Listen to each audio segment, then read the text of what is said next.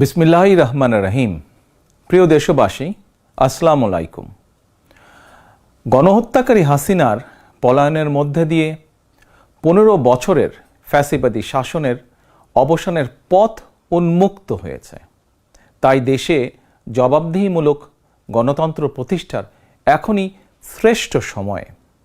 লাঞ্ছিত, বঞ্চিত, অধিকারহারা মানুষ একটি স্বাধীন, নিরাপদ এবং মর্যাদাকর জীবনের প্রত্যাশায় উন্মুখ হয়ে রয়েছেন।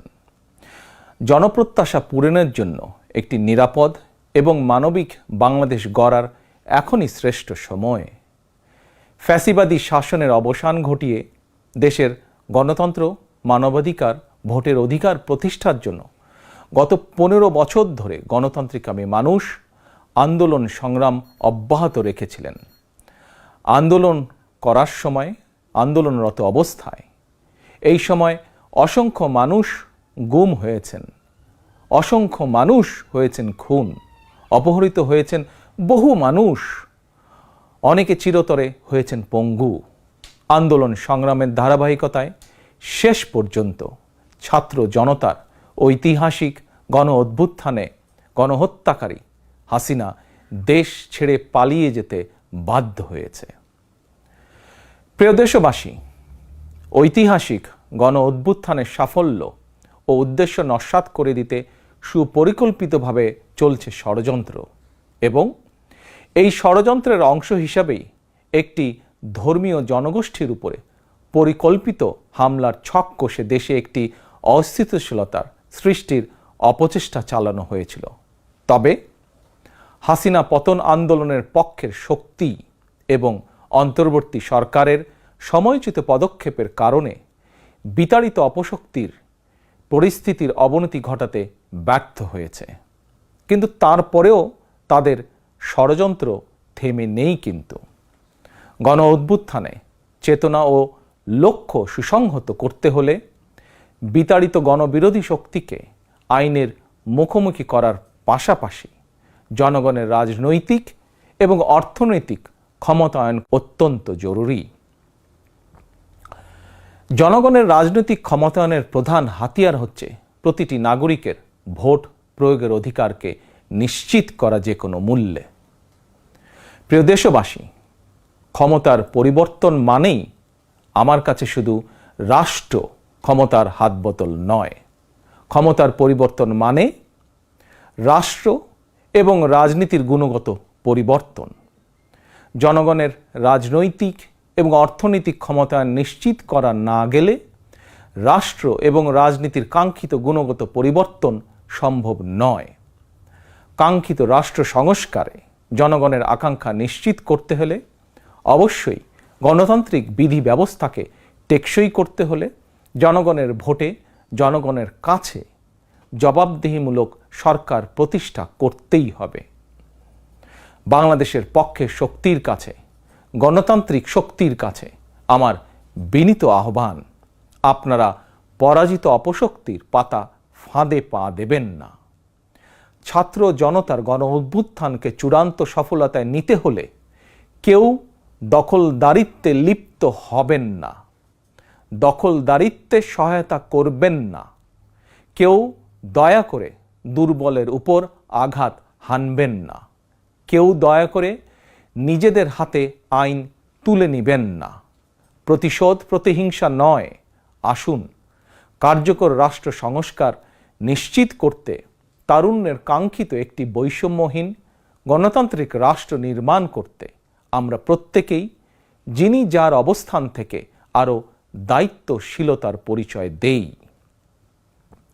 প্রিয় দেশবাসী, ভাই ও বোনেরা, ছাত্র জনতার গণ অভ্যুত্থানে বিশ্ববিদ্যালয়ের ছাত্র শহীদ আবু সাইদ, মাহফুজুর রহমান মুগ্ধ, কলেজ ছাত্র ওয়াসিম আকরাম, মাদ্রাসা ছাত্র আবদুল্লাহ আল মামুন, স্কুল ছাত্র রিফাত হোসেন, 60 বছর বয়সী একজন মা মায়া ইসলাম, 6 বছর বয়সী শিশু রিয়া গোপ, কিশোরী ছাত্রী নাইমা সুলতানা, কুমিল্লার আইনজীবী আবুল কালাম, চুয়াডাঙ্গার রাজমিস্ত্রি উজ্জ্বল হোসেন, নোয়াখালীর দোকান কর্মচারী আসিফ, বরগুনার ওষুধ কোম্পানির সেলসম্যান আল আমিনের মতন বিভিন্ন শ্রেণী পেশার হাজারো মানুষ শহীদ হয়েছেন।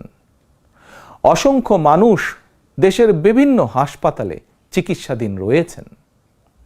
পাবনার গাড়ি চালক আরাফাত হোসেন, মিরপুরে গুলিবিদ্ধ 22 বছর বয়সী মুস্তাকিম, দোকান কর্মচারী আতিকুল, অষ্টম শ্রেণীর শিক্ষার্থী তামিমের মতন অনেকের, বহু মানুষের হাত কিংবা পা কেটে ফেলতে হয়েছে।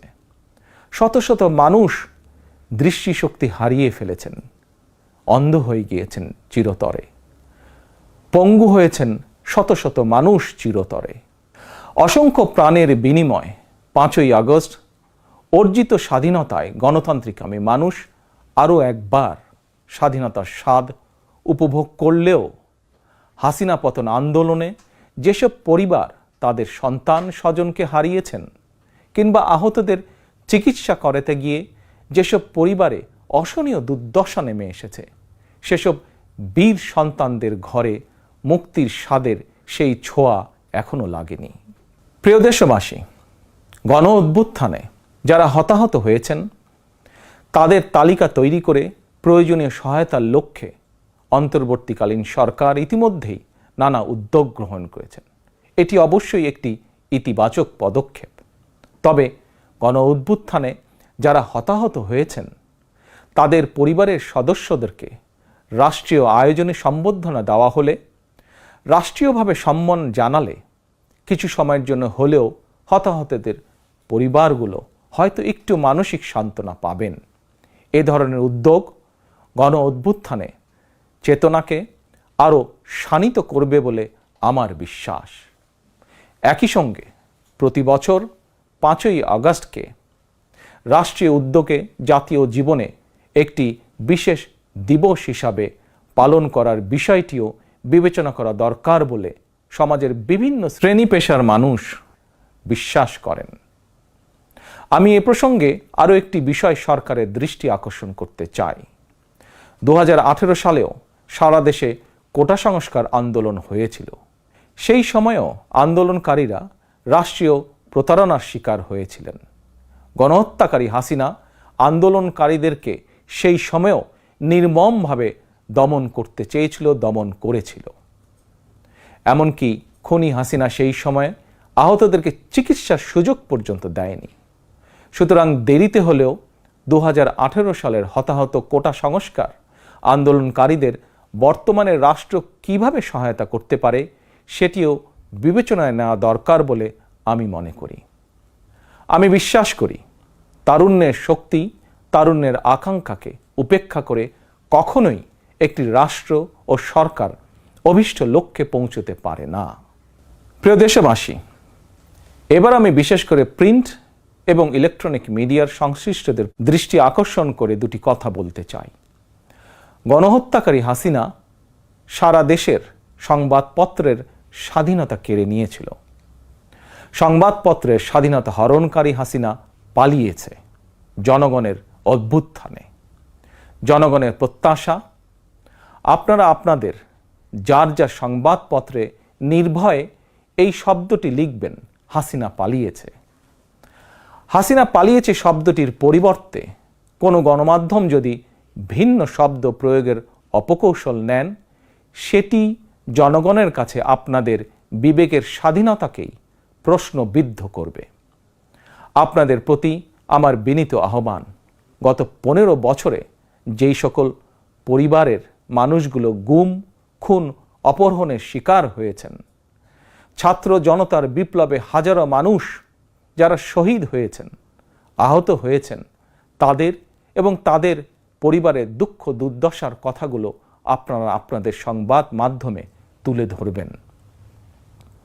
সাগররুনি হত্যা মামলার তদন্ত এক যুগেও কেন শেষ হলো না, সেই প্রশ্ন আপনারা আপনাদের মাধ্যমে তুলে ধরবেন। জনগণ আপনাদের কাছ থেকে আয়নাঘর নিয়ে অনুসন্ধানী রিপোর্ট দেখতে চায়। হাসিনা দেশটাকে লুটেরা রাষ্ট্রে পরিণত করেছিল। জনগণ দুর্নীতির সেই সব চিত্র প্রতিদিন আপনাদের সংবাদপত্রে, গণমাধ্যমগুলোতে দেখতে চায়। গণহত্যাকারী খনি হাসিনা প্রতিবার কিভাবে জনগণের ভোটকে ডাকাতি করে নিয়ে গিয়েছিল, গণমাধ্যমে প্রতিদিন সেই সব চিত্র তুলে ধরে বিশেষ অনুষ্ঠান প্রচারের আহ্বান জানাই আপনাদেরকে।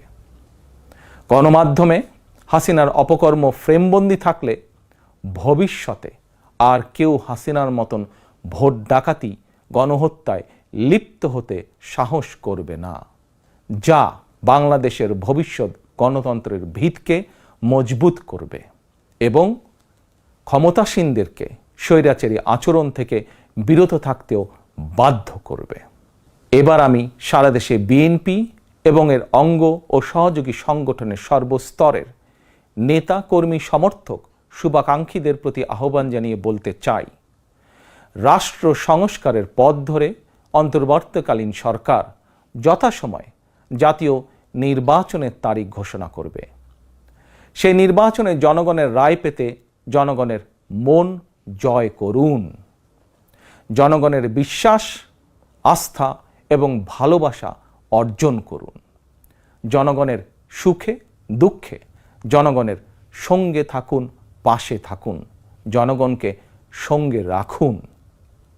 ধর্ম, বর্ণ পরিচয়ের কারণে কেউ যাতে অনিরাপদ বোধ না করেন, দায়িত্বশীল এবং জনপ্রিয় দল বিএনপির একজন নেতা, কর্মী, সমর্থক হিসাবে সেটি আপনাদেরকে নিশ্চিত করতে হবে।